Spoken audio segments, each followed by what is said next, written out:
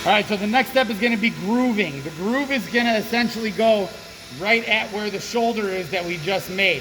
So if we take a look at the print, what we're looking to do is create this little groove right here. That little groove, if we follow it out, the diameter of it is 275 thousandths. So we're coming from a diameter that we just made right there of 370, and we're making this portion 275.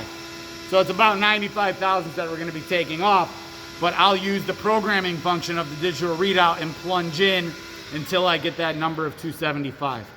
So the goal is to touch it off at this shoulder, which is 0.5 back, and then plunge in until we reach a diameter of 275. And we're going to do that with the parting and grooving tool that we used to part the piece off just a couple videos ago.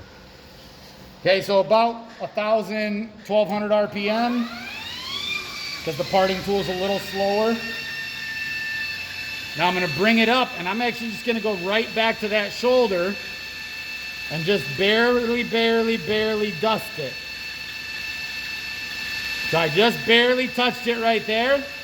That's going to be my Z. So I can zero out Z. That's fine. I don't want it to... Whoops. Zero out Z right there. Now I'm going to plunge in, and I'm going to touch off on the diameter, which is X. So right there, just barely started touching the diameter. Now I know that diameter is 370 thousandths because I just made that diameter.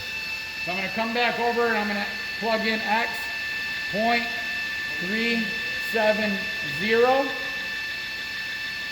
enter. And now I'm just going to plunge in. I'm actually just going to be watching right here until it says 275.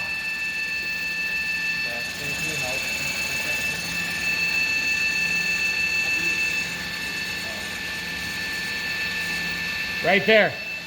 And then I'm going to come right back out. And so there's the groove. The diameter should be 275 thousandths, and it's right at that back shoulder. The next step will be chamfering right here.